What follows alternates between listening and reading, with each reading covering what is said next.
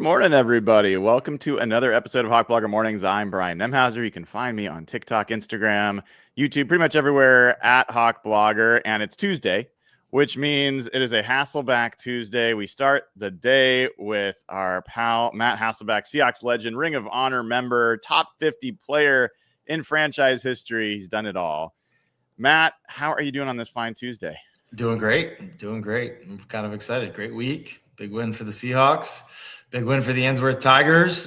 We both had great first halves. It was awesome. We were 21-0 at half, and I thought we did pretty well. And then I saw what Sam Darnold and company did Sunday night, and that was next level. That was incredible. It was like a video game. It was amazing. It was amazing. Is there a chance that Mr. Kubiak was kind of watching your game plan and borrowed a couple things for Monday night? No, I don't think so. I think it's the other way around. Like when I studied the Seahawks games, I'm like, ooh, that's a good idea. Oh, I like this idea.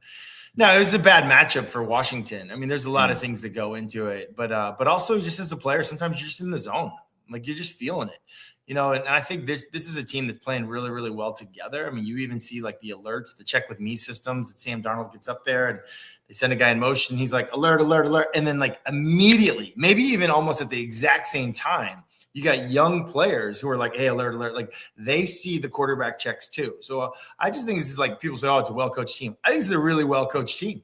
I think that 7-on-7 guys in particular with the quarterback checks, like they anticipate it. Wide receivers are adjusting their splits as Darnold is making his check. It's almost like, yep, we're on the same page. We got it. Like this is, for whatever reason, it's very complicated to the defense. It's very simple to us as an offense. So, and then the degree of difficulty on the consecutive completions thing, like Mac Jones was 14 for 14. And again, like, but it wasn't like, these were crazy. Like these were like, just perfect throws.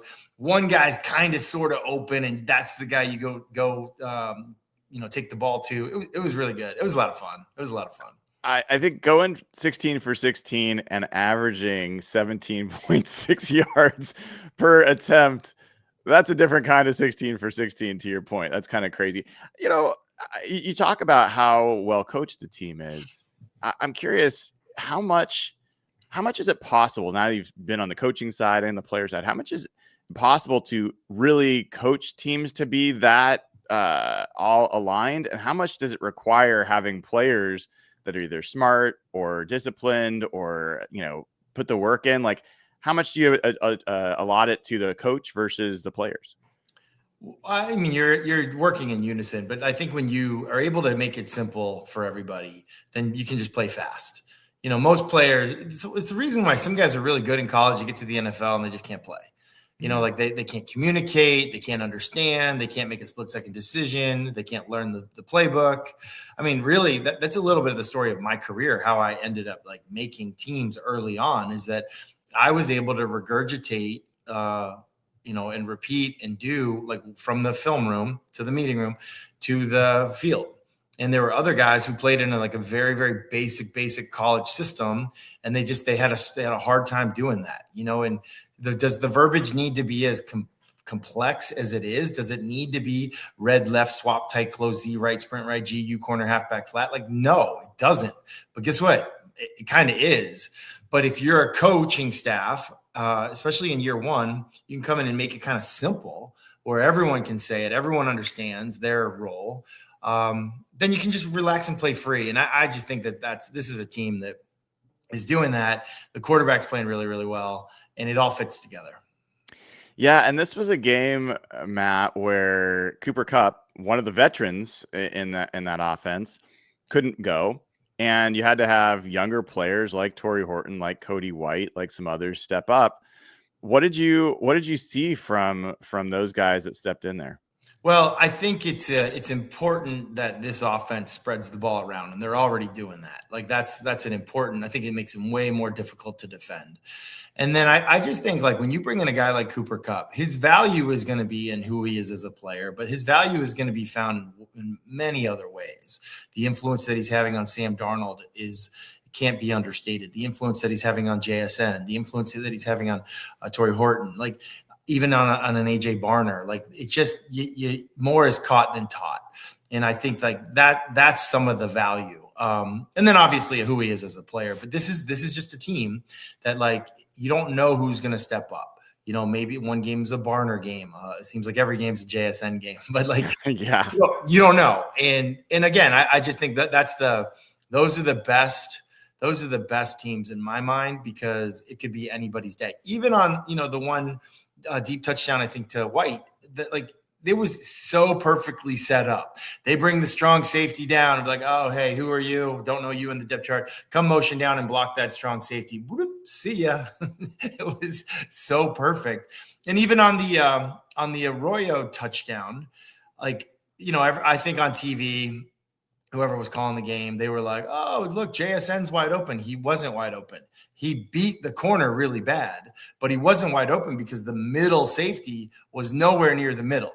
The middle safety was all the way over on the right-hand side saying, like, we know our guy can't cover JSN one-on-one in press man coverage. So the middle, quote-unquote, middle safety, I got to go double and help out on that side.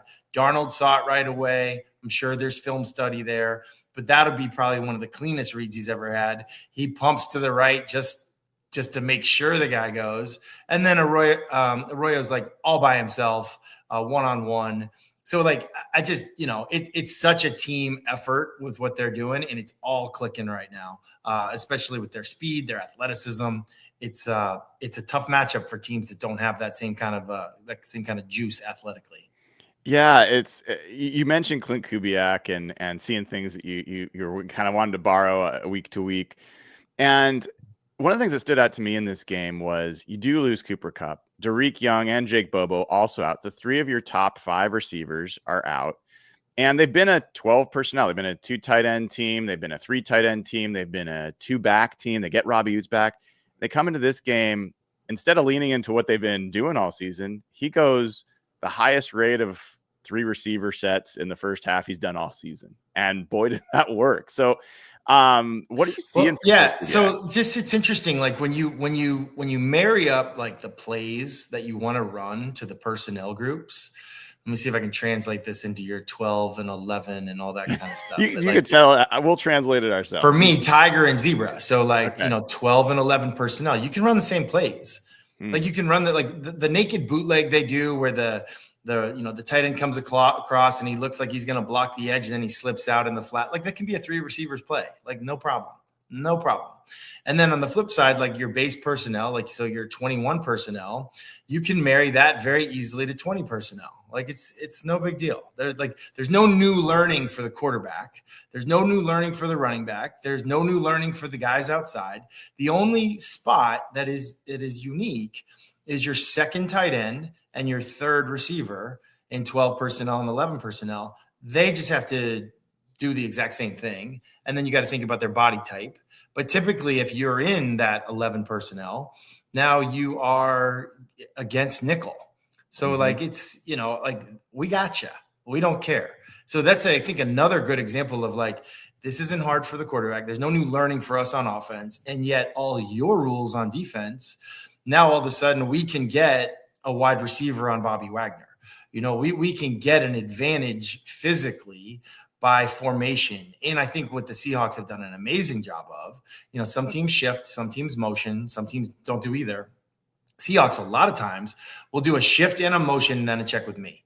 And like that, now we got you. Like we're literally just like moving the chess pieces around. And now we're saying, okay, now we play.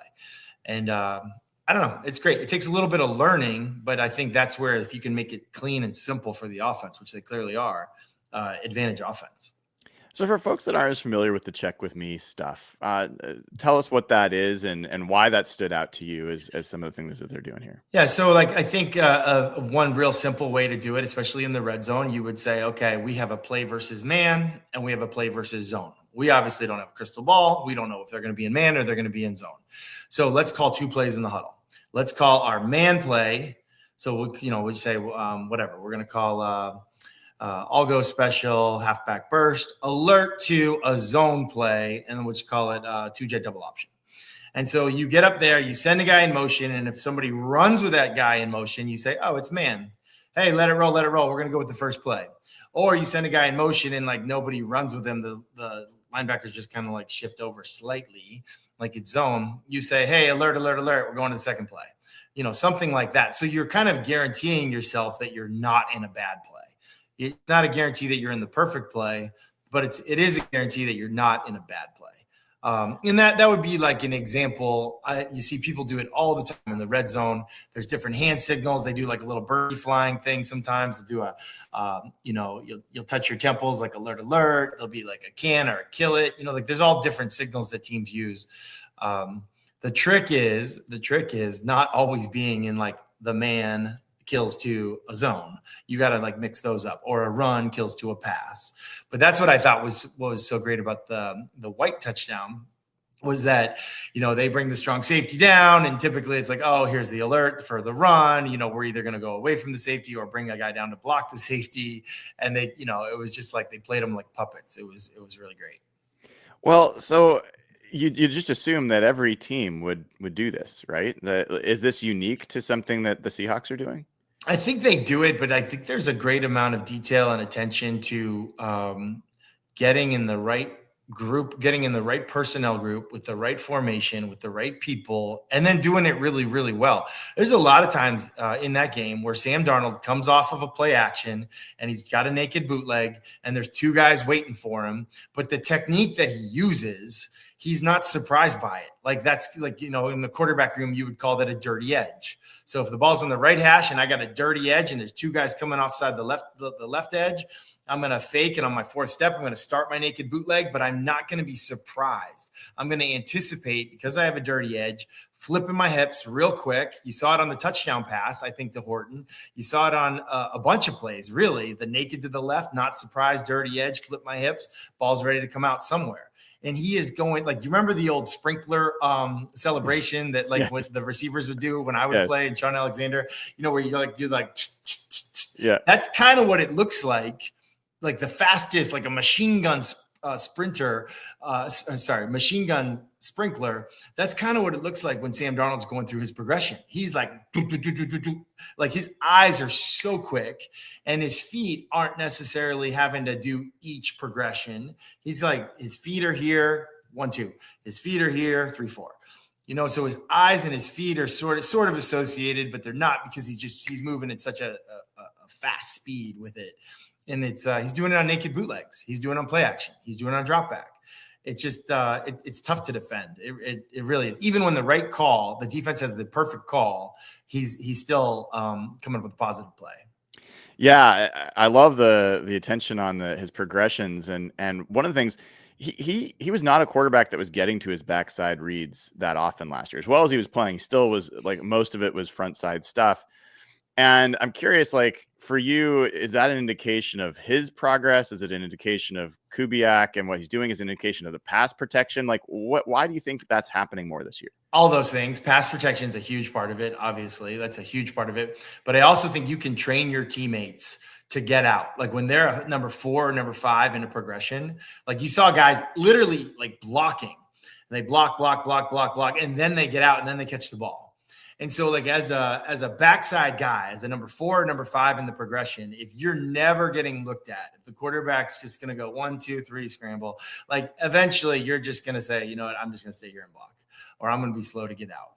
And like when you get 5 eligible receivers out in a route, it helps the other guys get open. It helps, displace zone coverage. It's just so good. It's so good. That's why if you can block with just your linemen, it's so nice. If you don't have to lead people in to help.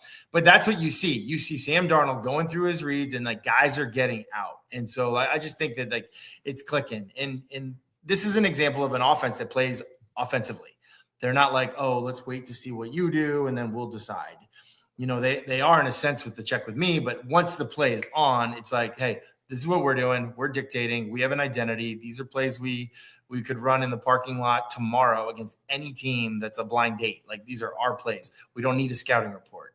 And now you get the week to scout them and you get the week to prepare. And I just think that they're playing with a ton of confidence. You know, the check with me stuff and the switching the plays at the line, how much of it is like figuring out when you make that? Because obviously the defense can make their checks as well. And so making sure you catch the defense in what you want them to be versus faking, like maybe you're not really changing it. How much of a cat and mouse game is going on there, each play? Well, that's why I think it's so great that Sam Darnold's a young player, but he's not an inexperienced player. When they were talking about what they were going to do to replace Geno Smith, and people were talking about, draft picks or young guys or whatever, like you're kind of getting the best of both worlds with a guy. Like you're getting the best of both worlds with Sam Darnold. His demeanor, like he's got more assertiveness. He's got more confidence. He's not worried about the things that young quarterbacks are worried about. Like you can just see that like he's weathered a little bit. Like he's toughened up. And, and then what comes with that, he's the guy that sort of made famous the quote, like I was seeing ghosts.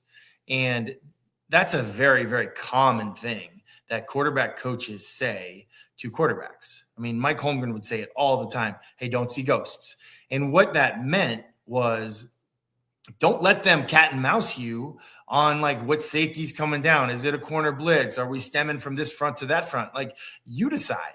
Like, and I think he's just got a great sense of that. Some quarterbacks get fooled a lot. He's not getting fooled, but I'm guessing he's not getting fooled because he's been fooled before. And he's got this mindset like, I'm not going to worry about that. And I think there's so much confidence that comes from a coaching staff that says, hey, listen, whatever you decide there, you're right. As long as we're all wrong together, we're right. If you think that safety's coming down, he's coming down. And we're not going to chase ghosts. We're not going to worry about it. We're just going to go do us. And if we get a dirty edge, we get a dirty edge. Flip your hips, get it out, take a 4-yard gain, 2nd and 6, we'll move on.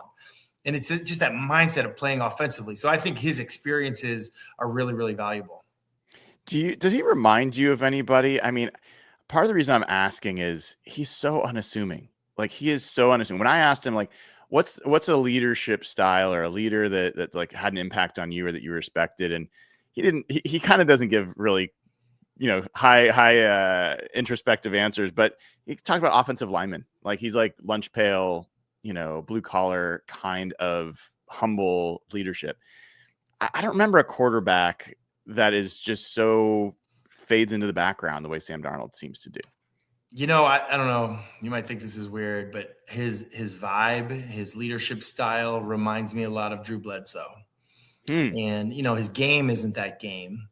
But he's not efforting enthusiasm. He's just steady Eddie. He's like, we trust you. You're our guy. Like, we're good. You can do everything that a franchise quarterback can do. And it's up to us to just do our job. You do your job. We have confidence that you're going to do yours.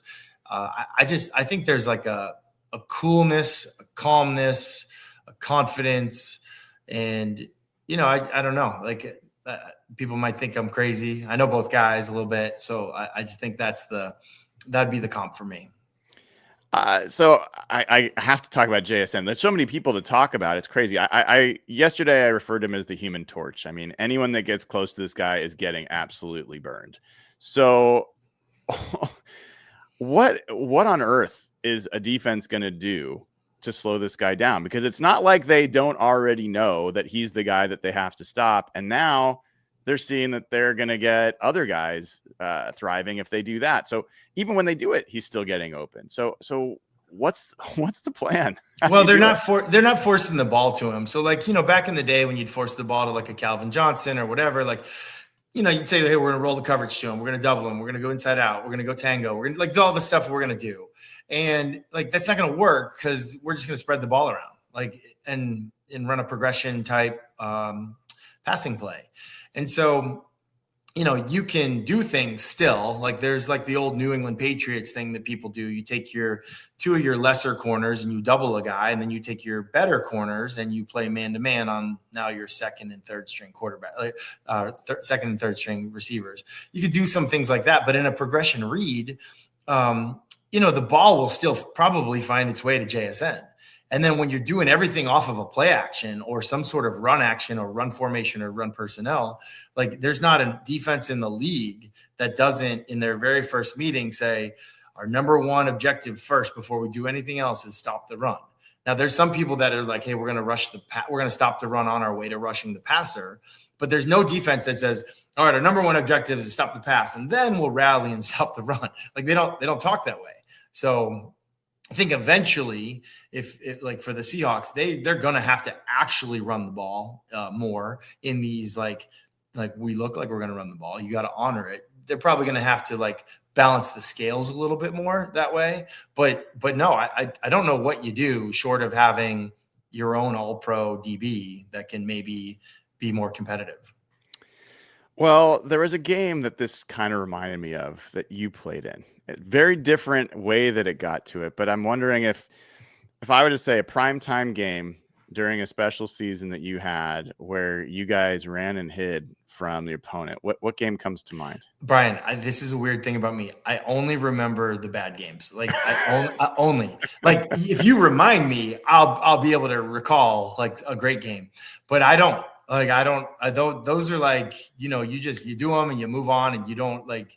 People ask me stats sometimes, like my own. I'm like, I really don't know. I just I don't know. That's our job. That's our job. Is character flaw. I just remember the missed opportunities. What do you got? It was during the 2005 season. It was actually right after the game where the Giants set the record for false starts and they couldn't get a field goal to fall, and you guys beat the Giants in overtime. And you went to Philadelphia on a Monday night game. Cold. I think it was snowing, if I remember right. Yeah, it was like 41-0. Reggie White halftime.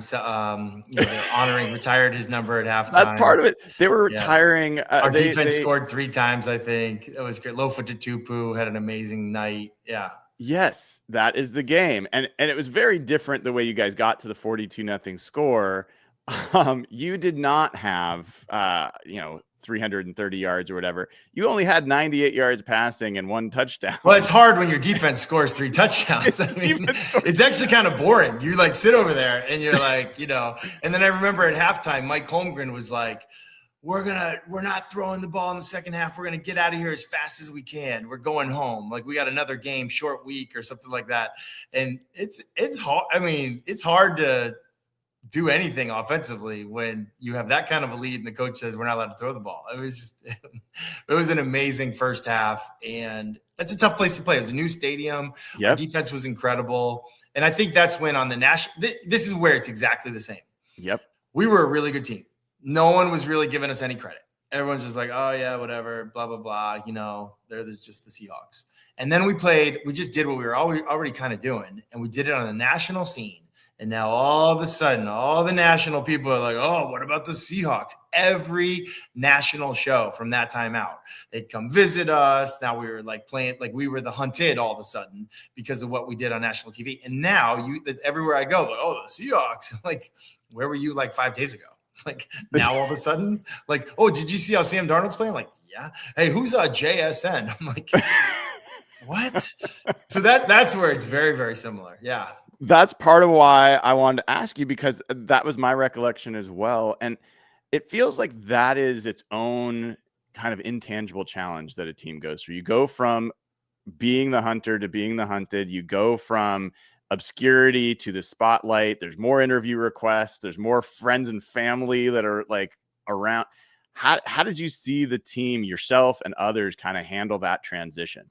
Yeah, I remember a quote that Bill Belichick said, actually. He said, it's a lot easier to get to the top than it is to stay there. And, he's some of those nuggets that some of these coaches have, you're like, I don't know if that makes sense. And then you live it and you're like, man, he knew, he probably lived it. And I do think that's going to be the situation. Now, the good thing for the Seahawks right now is, people are still jumping on the Rams bandwagon and they're still jumping on the Niners. Like there's still some excitement for the other teams. So it's not like you're the only one that's getting hunted. It's more like the division is getting some love. But I think Mike McDonald's just done a great job of setting the tone, the messaging, the mission for like what this team's going to be about. And it doesn't seem like any of that garbage that's coming from the outside, hype, if you will. It doesn't seem like that's their thing. It doesn't seem like that's what they're doing it for. So I think this is a pretty mature team, even though it's a pretty young team. And I think it's like the mission is clear, the message is clear, and that's kind of the job of the head coach. You set that. It's the job of the leadership in the locker room, the players. And I think they've done a nice job of like making that the main thing. And I know in 2005, that was a huge thing for us. Robbie Tobeck was our center, he wasn't going to let the O-line like slip at all. Like we won that game. I forget what the final was. What'd you say? 41-0 or something like 42, that? 42. Yeah. 42-0. And, he like, it was like, so what?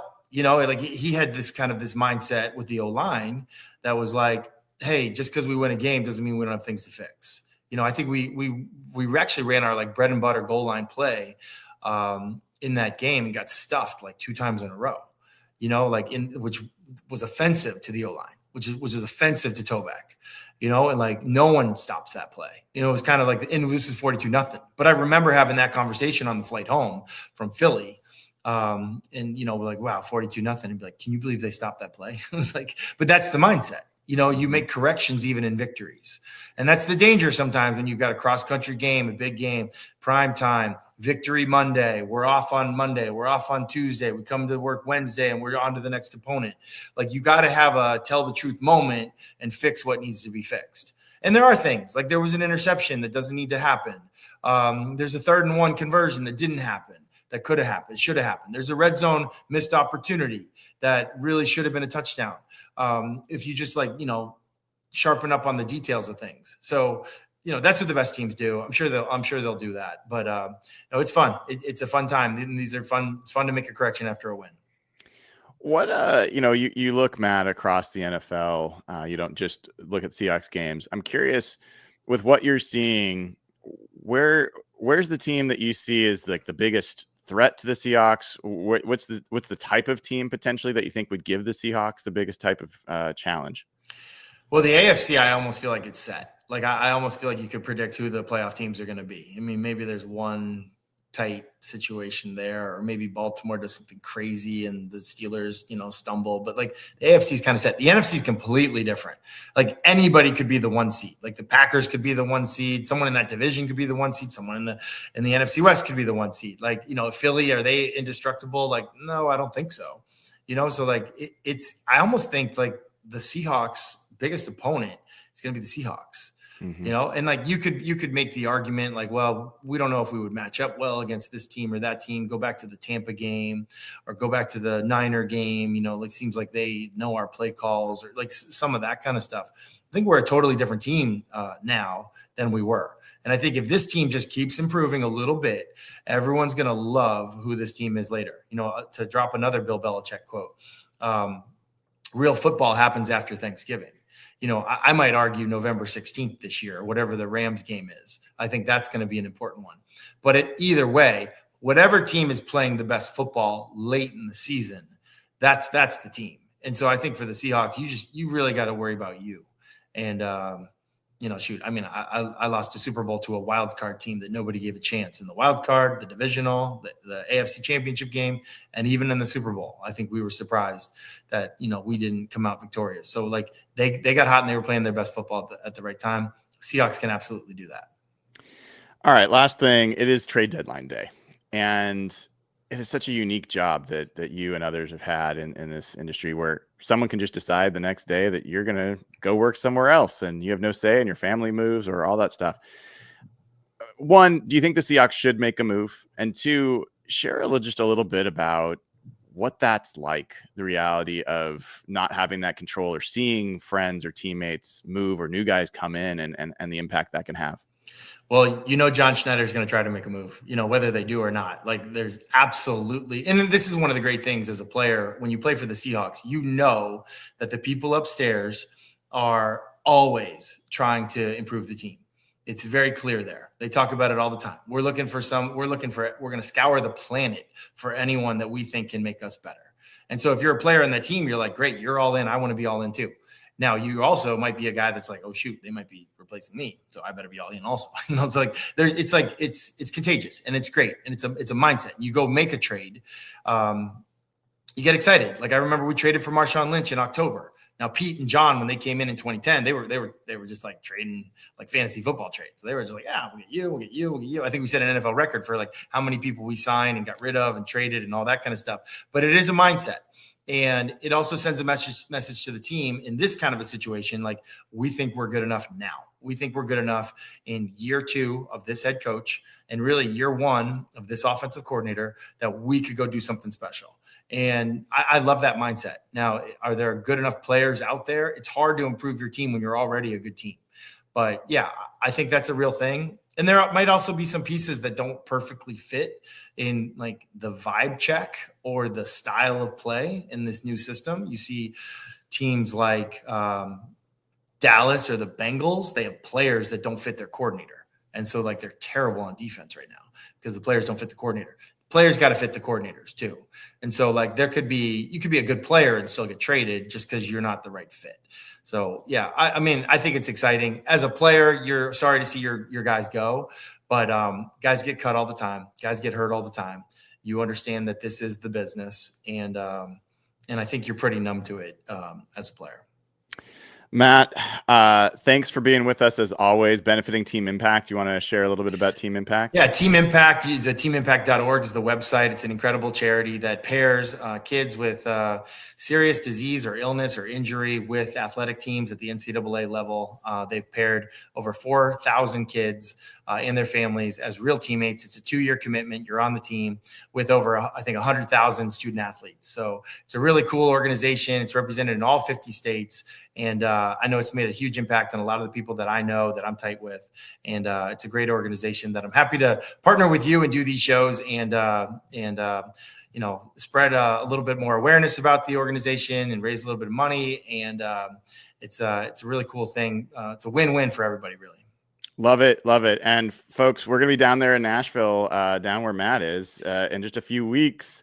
And you can join us, at least the Real Hawk Talk crew, great bar, VIP lounge. I will share more information. There's a link to the tickets in the description of the video, and I'll put a QR code in a second. I might have to crash that, man. It's I think we have a game that's going to be a huge playoff weekend if we're still alive in the playoffs. All right. Well, that'd be a big Friday night. So yeah. That'd be good. What night is that? What night? Saturday. It is Saturday night, the night before the game. Let's go. All right. All right. That is Matt Hasselbeck. They card you here in Tennessee, no matter how old you look, just as a heads up.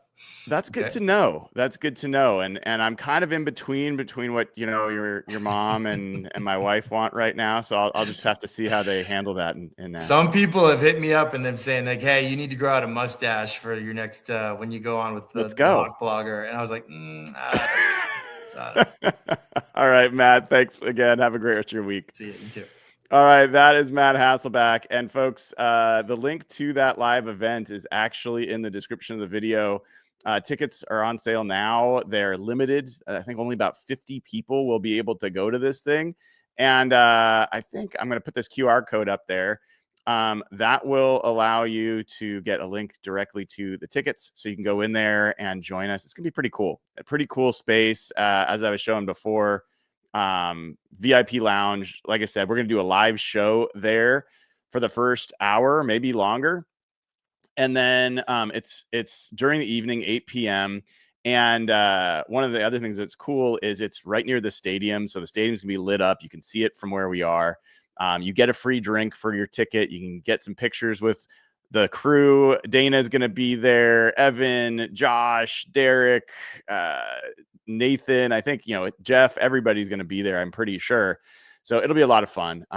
Go ahead and check that out. It's going to be a special time. And that will be the week after the Rams game. So this should be really interesting to see what's going on there. Speaking of getting tickets to great games or great events in general, something else I wanted to share with you. Hey, folks, there's never been a better time to go watch the Seahawks play, which is why I want to give the sponsor of today's video, SeatGeek, a huge shout out. With over 35 million downloads, SeatGeek is the #1 rated ticketing app. There are more than 70,000 events listed on SeatGeek, including concerts, sports, festivals, and more. The NFL is in full swing, the NHL is back, and so is the NBA. One of the reasons I love SeatGeek is they've got your back. Each ticket is rated on a scale of 1 to 10, so you know you're getting a good deal. Look for the green dots. Green means good, red, not as good. Plus, every ticket is backed by their buyer guarantee. And it's not just about sports. Go see Rush, the Foo Fighters, Doechii, whoever you love. And of course, I've got a code for you guys. You can use code HawkBlogger10 for 10% off your next set of tickets at SeatGeek. That's 10% off any tickets with promo code HawkBlogger10. Make sure you click the link in the description to download the app and have the code automatically added to your account so you can use it later. Great deal from SeatGeek. Thanks. I've taken advantage of the SeatGeek deal. I've got some great tickets. Actually, I'm going to see Nate Bargatze, I think, this Friday with my wife. Looking forward to that. Daniel Tosh in January. I'm looking forward to that. So take advantage. Click the link in the description. We'll download the app and add the code to your account, just like that. So take advantage of that. Also, if you haven't already, go to SimplySeattle.com. Use code HawkBlogger15. That will get you 15% off the best Seattle sports gear you're going to find, whether it's Seahawks, Mariners, Kraken, Sonics, Huskies, all that stuff is there. SimplySeattle.com, use code HawkBlogger15. I think I've heard from a lot of you. You're loving this. It's been an awesome partnership. We're going to keep it rolling. Then go to the Sleeper app. Get the Sleeper app if you haven't already. Get your fantasy football updates, get real-time stats, visualizations, news, all that stuff on the Sleeper app. And for a limited time, get $20 without making a deposit. Plus, once you do, you can use code HawkBlogger. Sorry, folks, I lost my place. You can use promo code Hawks, and you'll get 100% match on up to $100. Terms and conditions apply. See Sleeper's terms of use for details. Currently operational over 25 states. Check out Sleeper today.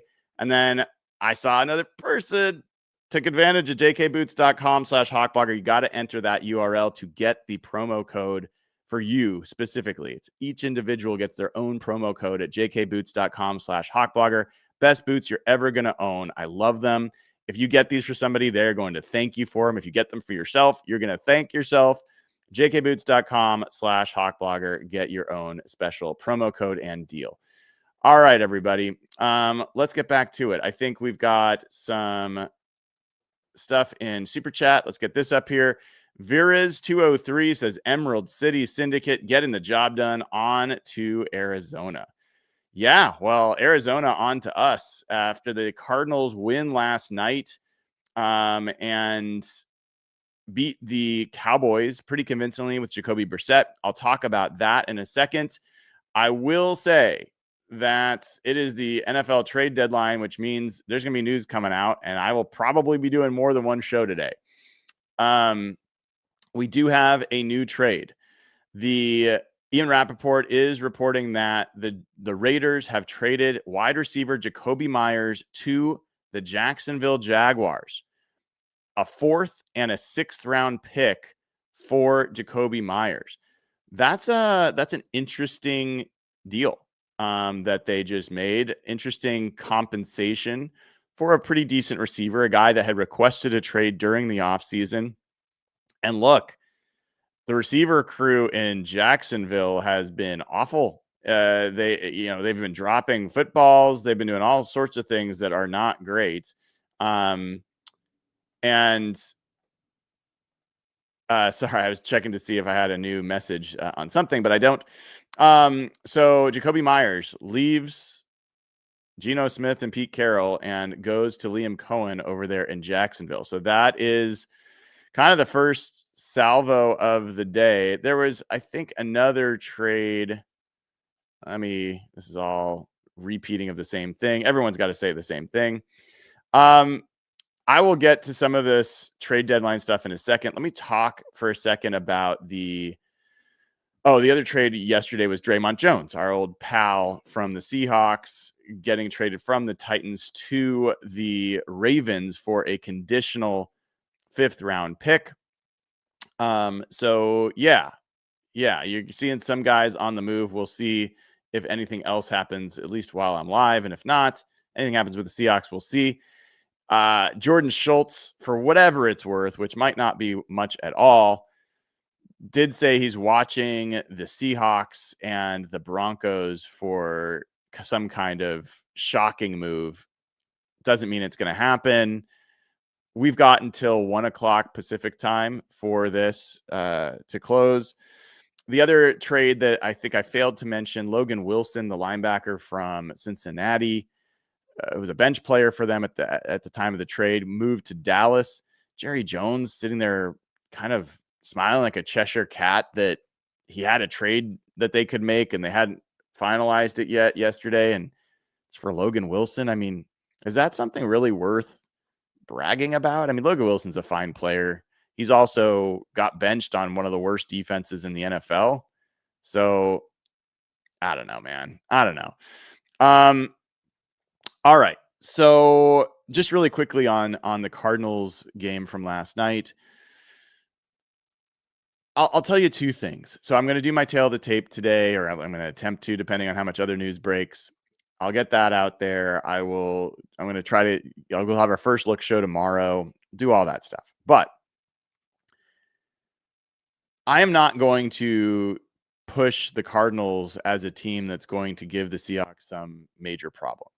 I do believe that the Seahawks have proven to me that they are the ones that determine each week whether they're going to win. That's kind of how I see this Seahawks team right now. At the same time, we're now in the phase where I'm going to say things and fans are going to go the other direction. They're like, oh, you're just overhyping the opponent. They're not that good. The Seahawks are going to roll. I'm happy that people are feeling so confident. That's great. You should feel confident. But I'm also going to try to be accurate. And the Cardinals are a different team than they were the last time they played the Seahawks. They didn't have Will Johnson for that game. They didn't have Walter Nolan, their first round pick, the defensive lineman for that game. They're missing a number of guys. And guess what? JSN had 0 receiving yards in the first half of that game. People forget about some of those things. Now he finished with 79 and they won the game and it was the Seahawks dominated mostly. But that defense is pretty good. I like what's going on with the Cardinals defense as a analyst of just football. I think the Cardinals defense is going in the right direction. I think they have some really good young talent. Walter Nolan played his first game for them last night. He had a sack in his first game. He had some tackles for loss. He was disruptive. I think he's going to be a pretty good player. And you add him to Calais Campbell, who's already a handful. Like that's a formidable defense, and much, much, much more formidable than the Washington Commanders defense that they just faced. Is it as formidable as the Texans defense? No, I don't think so, but it's differently assembled than that team. So I think that Cardinals group is playing better. I think their record is not indicating how good they are because they had lost all their games by a collective total of like 13 points. They were all close losses. And I think they're better with Jakobi Brissett. I don't think it's really a question. I think they are a better team with Jakobi Brissett than Kyler Murray. I think Kyler Murray, I won't go off on Kyler Murray. I've never been impressed by him. And I think the team knows it too. I think it's not an accident that Marvin Harrison Jr. had a career high game with Jakobi Brissett yesterday. And I'm not surprised that Trey McBride is getting better numbers with Jakobi Brissett. So this is going to be an interesting one. It is one to keep an eye on, and I'll obviously get more into it soon, but just wanted to at least touch on that game from last night. All right, so trade deadline stuff.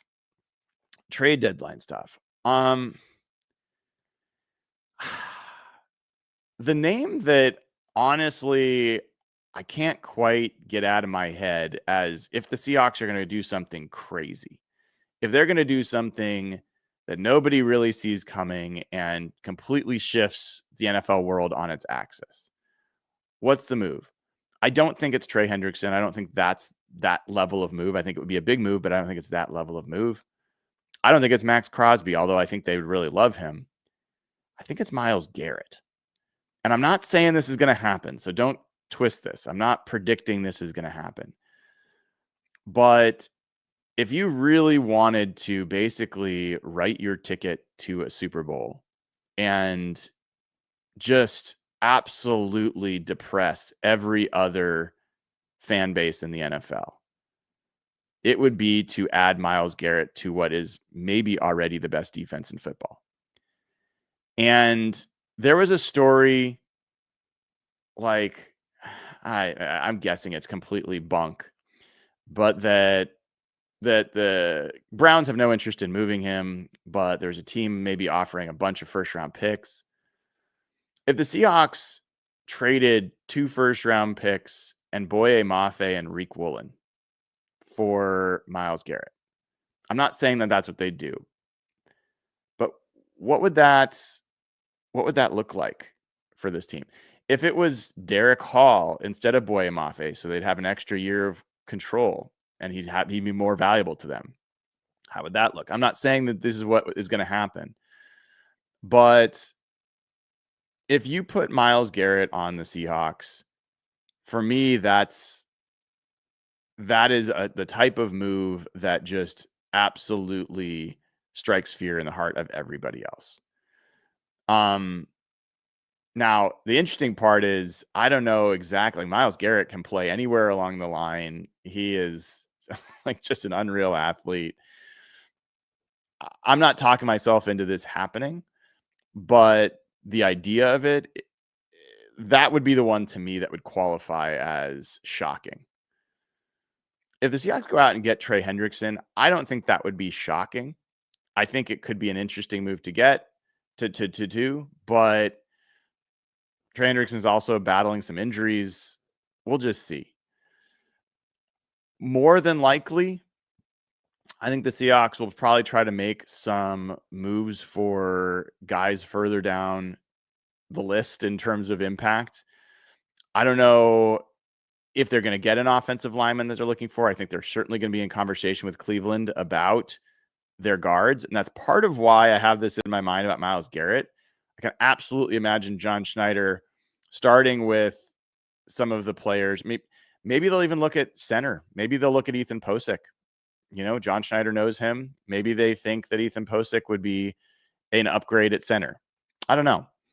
But I can see them starting with offensive line conversation with the Browns and ending up saying, like, yeah, in terms of Myles, like, what would it take? So I can see that if they're already having those conversations, it could happen.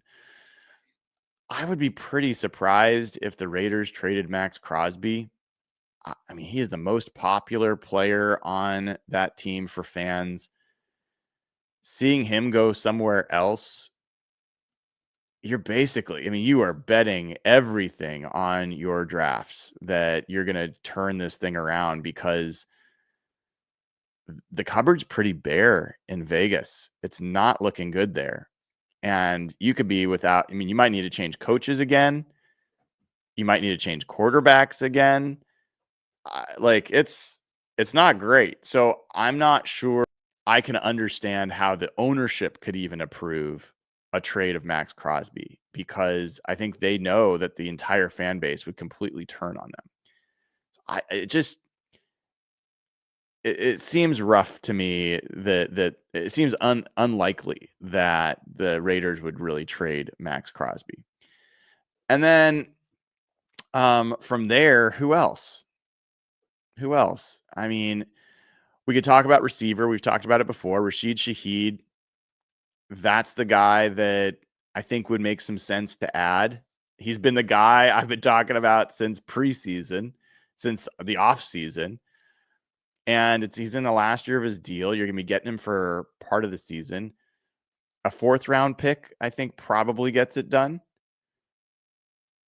But yeah, I mean, I think Rashid Shaheed is someone who knows the Kubiak offense. Kubiak knows him, and he could play a role.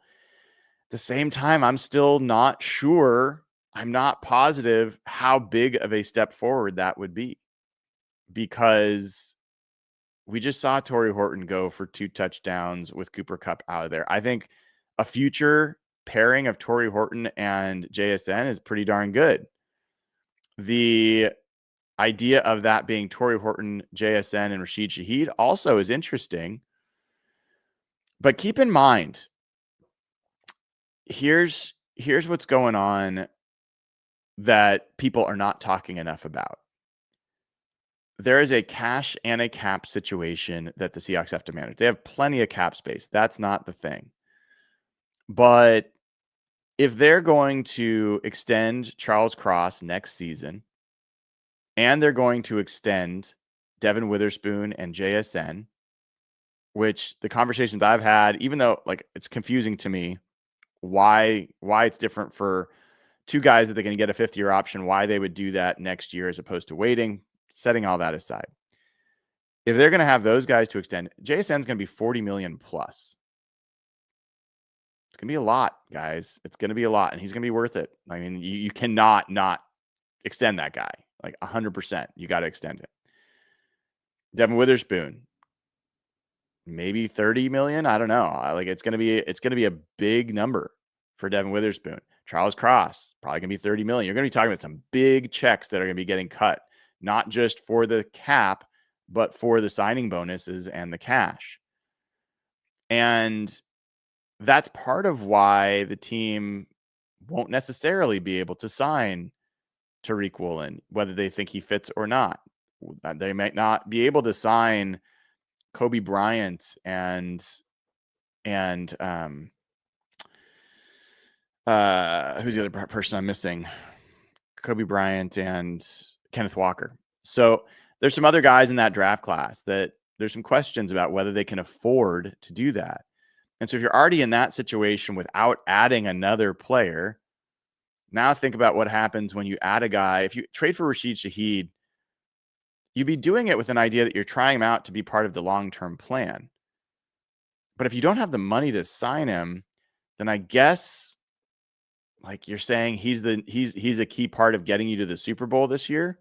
He's a rental, and maybe he's a guy that gets you a compensatory pick in 2027, depending on where he signs and what he signs for. It just loses a little bit of its luster to me. If you think he's someone that can be part of the future, great. If not, I just don't know that it makes that big of a difference. Now, we don't know the Cooper Kupp situation, but I kind of like the receiver room. I kind of like what they've got. I would be happy for them to add to it and add more competition, but I kind of like it. Maybe they look at linebacker. We'll find out a little bit more about Ernest Jones. You know, Mike McDonald in his press conference yesterday didn't have a lot more to add. And he reiterated it's not season ending, but he also said medical tests were going on and they'll know more Wednesday. I don't know. I couldn't ask him a question because I was on a plane yesterday, so I had to stay silent. But we don't like. I wouldn't be surprised if IR is a possibility for him, but maybe it's a lot less than that. If you're going to lose Ernest Jones for a while, even if Drake Thomas and Tyrese Knight looked like passable options there on Sunday night, now you've got to actually be thinking about like who are their backups? Patty O'Connell? Like there's a little bit of a question mark there. I think Chris Paul Jr., Pooh Paul, we haven't got to see him. They stole him from the Rams. He's on the practice squad. Maybe they're happy with what they're seeing from him. Jamie Sheriff, maybe they feel good about what they've got there. So yeah, I don't see this obvious thing to do for the Seahawks. And I'm going to put the QR code back up there for folks that want to access tickets for the Nashville Live Real Hawk Talk event we're going to do in a few weeks. Tickets are limited there. Probably only about 50 people can get in. I know a number of people have already bought tickets. So you get a free drink. You get a chance to hang out with the crew. We're going to do a live show. It's going to be looking over the stadium. It's going to be awesome. So get the tickets while you still can. So I'm part of what I would say I'm most interested in is not just whether the Seahawks make the trade, but teams tell you something by the moves that they make. The Seahawks are 6-2. They have the best point differential after 8 games in the history of the franchise. They are the number 1 DVOA team. They are a historically good DVOA team. I think the 4th best DVOA team in history after 8 games. So when you're that good, what is the next move? Like the Seahawks went in to get Percy Harvin in 2013. They didn't really need him. They didn't need him. And yes, he ended up helping in the Super Bowl, but I don't know that was this key thing. I feel similarly about this team. I'm not sure that they need to go out there, but who the Seahawks and where what positions the Seahawks add would be telling. And you got the third youngest team in the NFL in terms of the snaps that are being played. And they're already playing well. They're already growing. They already love each other. There's a strong brotherhood in there. For Mike McDonald and John Schneider to say, you know what? We should add to this. That will say something. It will say something. It will communicate that they think that there's opportunity to improve at a spot that maybe we don't. It'll say that they see a missing piece that could be a key to getting where they want to go. So I'm interested in that part of it. But this could come out at any time. We don't have to guess on when's this going to happen. They have until 1 p.m. today. And so we're going to find out in the next few hours what happens there. I'm tempted to just kind of leave the show running and take breaks, and we'll just kind of talk our way through it together. But I am burnt out from that trip. I got home last night. I'm still, my brain's not totally functioning properly. So I was going through that interview with Matt, and I was having to really think like, okay, what's my next question? Because I cannot think right now. So I don't think I could do a marathon show myself, but I have a feeling that I'm going to be back on here almost as soon as I get off, because there's going to be some kind of news that comes up. I see from War Chief Jonah says JSN's new nickname is Chef's Kiss because he's cooking everybody. I think Human Torch, I wasn't pre-planning it. I think Human Torch would be a good name for him, man. I don't think anyone else has a better nickname. JSN's a great acronym, but it's not as catchy to me. So yeah, let's see it. Let's see if Human Torch can catch on. You guys can help me with that. All right. I think there is another super chat. Saucy Sasquatch says, spending my birthday building a new PC, refreshing Twitter, waiting for Myles Garrett to Seattle news, and of course, catching Matt on Hawk Blogger Mornings. Well, man, glad you're doing that. And I used to love building computers, man. It was fun. It was a lot easier than it seems. It sounds like really cool, but it's pretty much just plugging things in and snapping things together and a few screws here and there. But it is fun building computers. So I'm glad you're doing it. Hopefully you're having a nice day. I'm going to make some guesses. And you guys make some guesses in chat and in the comments. And timestamps are going to be on there. So if you guess something after the news comes out, it will not be impressive. Most likely things I think the Seahawks do. I think it's maybe most likely that they trade players away. And maybe the most likely player that they trade away is Boye Mafe. Part of it is bias, but I think Tariq Woolen I think he's too valuable, and I don't think they're going to get the right return on him. I thought he played a really good game against Commanders. That's just a guess. I think Boye Mafe being traded away might be the most likely because they probably can get something decent in return. I don't think they're going to sign him to an extension. And so that's probably the most likely. I think it might even be second most likely that Tariq Woolen gets traded. I feel it's more likely the Seahawks are going to trade guys away than that they're going to add. Could be totally wrong. After that, man, maybe wide receiver is next most likely.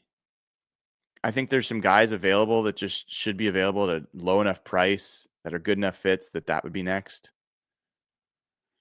Linebacker after that. Offensive lineman after that. Edge rusher after that. Those are probably the rough ordering of things of most likely to least likely that I see. What else could they trade for? I mean, people are talking about running back. I just don't see them trading for a running back at all. They don't need a tight end. Safety, maybe. But even there, I think they feel pretty good about Ty Okada. Jarek Reed's behind him. I don't know that they're feeling the need to add to safety depth, but maybe if there's a good option, they'll go do that. So maybe the big shocking move would be them getting Chris Olave. Interestingly, because Chris Olave has a 5th-year option. He's under contract for next year. You add another Ohio State grad to this crew, would make them harder. That I wouldn't think that's shocking, but maybe the NFL, because of Chris Olave's name, would consider that a shocking move. But that's one that could fit in that category. All right. I see some people talking about Jordan Brooks. They made they restructured his contract, which makes it a little harder for him to be moved. And I don't know. I see some folks talking about John Simpson, the guard from the Jets. The problem with John Simpson, I like John Simpson. He's a good, solid veteran guard. He is not a outside zone guy. He is a gap scheme power guy. So I'm just not sure that the fit makes as much sense there. I'm looking through chat here to see if there's anything else. Anything else shows up here as some names people are talking about. Myles Garrett, Max Crosby, Kyle Hamilton. No, I do not think there's any chance they're trading for Kyle Hamilton.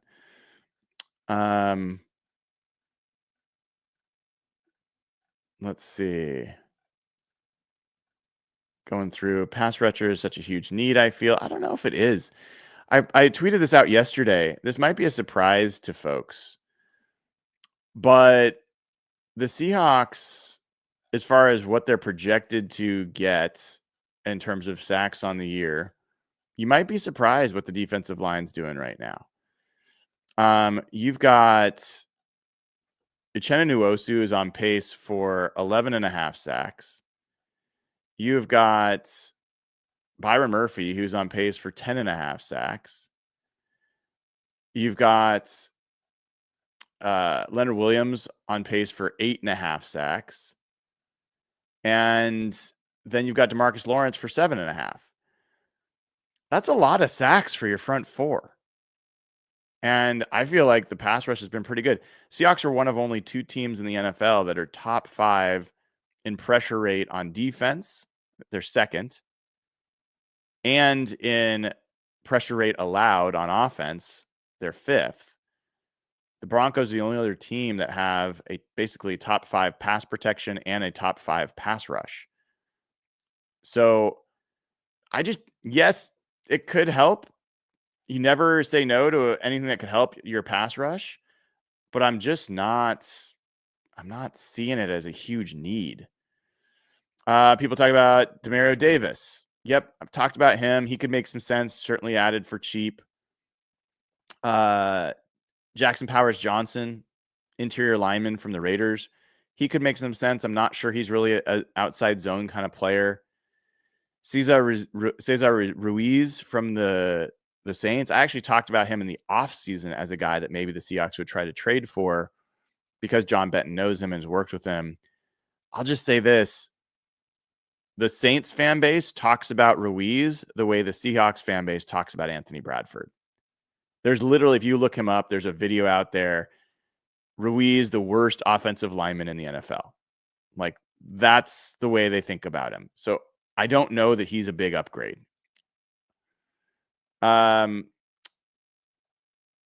Somebody's saying Poona Ford. Well, I don't think the Rams are going to give up Poona Ford. They're pretty happy with the way he's playing. Bradley Chubb. Yeah, he's among the names that could be on the move. Brian Thomas, the receiver from Jacksonville. Yep, he's possible. I don't know if it's a fit. If I would be very wary of a team trading a player who had in his second year, who had a terrific rookie season, who was a first round pick. If they're moving him willingly, buyer beware. I would stay away personally. Like, that would surprise me. Quinnen Williams, I love Quinnen Williams, but are you really going to add another interior player to this line? Seems odd. Daron Payne is one name that could be an interesting one with the Commanders now clearly needing to sell parts. Daron Payne, he can kind of play a nose for you. He's pretty disruptive inside. I don't think they need any interior guys. If they got an interior guy, I think it's more likely it would be a nose tackle, but I think they like Brandon Peely. But yeah, Mozzie Smith from the Dallas Cowboys, he's like not even active. He's a healthy scratch. Mike McDonald knows him from Michigan. Maybe they get him for very, very little. Then you've also got Tavondre Sweat, who might be on the move from Tennessee. Obviously, Byron Murphy knows him as well. What else are people talking about? Evan Neal. Yeah, that's a good one. So I actually really liked Evan Neal. I will say, full disclosure, I was hoping the Seahawks were going to draft Evan Neal in that draft where they drafted Charles Cross. Evan Neal's been a disaster, but he's a guy that could be an interesting project at guard. And I wouldn't hate that. It would take very little to probably get him. Former top 10 pick. Yeah, I don't hate that. Then Aaron Brewer, I just saw pop up from somebody in chat. Center that plays for the Dolphins. Aaron Brewer is a very good player, very athletic. Let me look at his cap number because I can't remember where he is. I thought I remember looking this up before and seeing that he was not necessarily an easy one to trade. So, no, they could trade him. He's got this year and next year on his deal. Pretty affordable, to be honest. He's 28 years old. I mean, if you could get Aaron Brewer, go get Aaron Brewer. Like, that would be a really solid addition. I like Jalen Sundell. I'm not in as much of a rush to replace him, but Aaron Brewer is a very athletic, would be a really good fit in a outside zone, good center, good player. Just going to check to see how he's been grading out this year. Yeah, 87.6 run blocking grade, 61.6 pass block, 76.5 overall. If you look at the center position, guys that are getting meaningful snaps, Aaron Brewer is the 6th highest graded center in the NFL, and he is the 3rd highest graded run blocking center. I like that one a lot.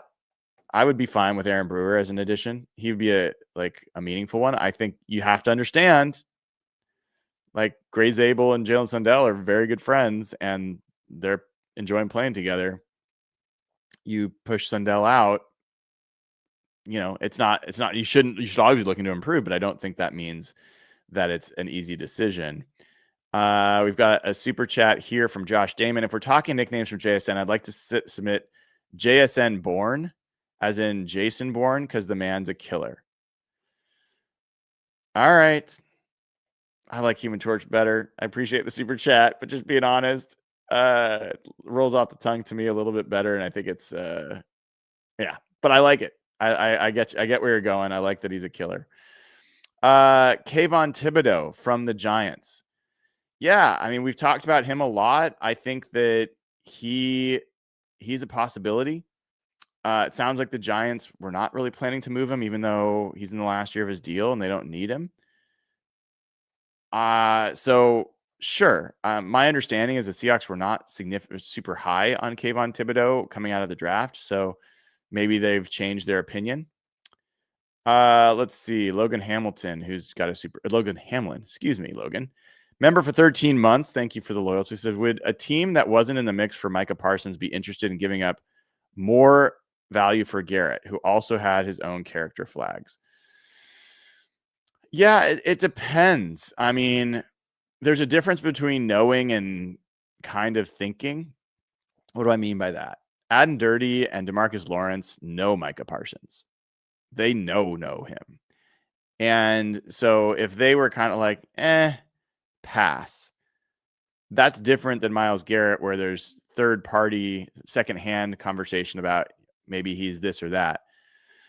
And I don't know. I don't know all the character stuff around these guys, so I can't speak to it. I'm just saying, personally, I think Myles Garrett is a more valuable player than Micah Parsons. I think Myles Garrett is the best defensive player in the sport.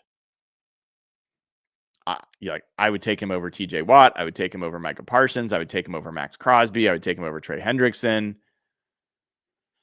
I mean, he is just one of those guys that's absolutely tilts the field. So yeah, I don't think personally there's a conversation about who the best defensive player is in that regard. All right, let's see. Looking at some other things, Devin Achane. Yeah, I just don't see why they would trade for a running back. There's not enough snaps for the running backs they've got. Matt McManus mentions Cody Barton. My God, Griff would be happy. I would be apoplectic. Like, Cody Barton is the definition of blah. And they're paying him like $6 million a year or something. Like, good God, do not make that move. And then looking at some of these other comments, please no all caps. I see people putting all caps in there. I will not read those. And we're trying to we don't want people screaming. So please no all caps. All right. It's not fun to read. And thanks to Amy, our intrepid moderator, for reminding people about that. Let's see. All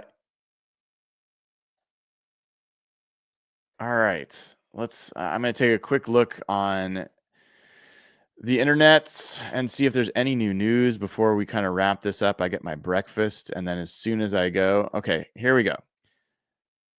4 minutes ago from Jay Glazer. Definitely have been, okay. Jay Glazer said the Bears would be one of the more aggressive teams, so we'll see what Ryan Poles and Ben Johnson do. Jay Glazer quote tweeted that and said, definitely the Bears have been, along with Seattle, 49ers, and Dallas, and always Philly. But not a ton out there to move the needle, probably, without parting with significant picks. Need two to tango. Teams still use these last few hours to hope to shake something up. So Seattle is still the team that Jay Glazer is talking about being aggressive, but also recognizing that there might just not be something out there to do. Let's see if there's anything else on this list. Yeah. I do not think so. I think that will be a good place to wrap. I'm just double checking a couple sources. I think that's it. All right, folks. Oh, wait, there's a super chat. I don't want to miss those. Matt McManus, member for 14 months, says, if we get Myles Garrett, the Airstream is going to immediately pull up next to SoFi. It's true. I mean, I think Jared Verse is the most fearsome pass rusher left in the NFC West. All due respect to Leonard Williams, Byron Murphy. People can argue with me about it. I think Jared Verse, one-on-one, edge-wise, is just a handful. And Myles Garrett clears him by a long shot. And the one thing the Rams do have some issue with is pass protection. Their offensive tackles have not been pass protecting that well. They've actually been better run blockers than pass protectors. So, yeah, if you find look, if the Seahawks trade 3 first-round picks for Myles Garrett, I think I'd be excited. I think it's really bad business generally,